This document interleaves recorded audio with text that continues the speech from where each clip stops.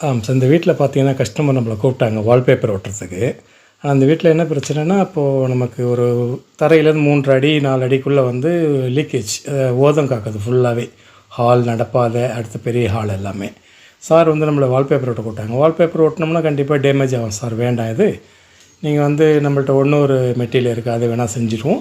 உங்கள் லைஃபுக்கும் வந்து லீக்கேஜ் ஆனாலும் ஸ்டாப் ஆகிடும் வாட்டர். இது ஒரு பிரச்சனை இருக்காது. அவங்க புதுசாக பெயிண்ட் பண்ணி பார்த்தாங்க, அப்படி இருந்தாலும் லீக்கேஜ் ஆகிட்டு தான் இருக்குது. அப்புறம் நம்ம அது யூபி மார்பிள் ஷீட்னு சொல்லிவிட்டு அது ஒட்டியிருக்கும். இப்போ அந்த வீடு ஃபுல்லாக ஒட்டியிருக்கும். அதாவது தரையிலேருந்து 4 அடிக்கு. அவங்களுக்கு ஒரு 3 அடிக்குள்ளே ஃபுல்லாக லீக்கேஜ், இந்த வீடு ஃபுல்லாகவே லீக்கேஜ் இருந்துச்சு.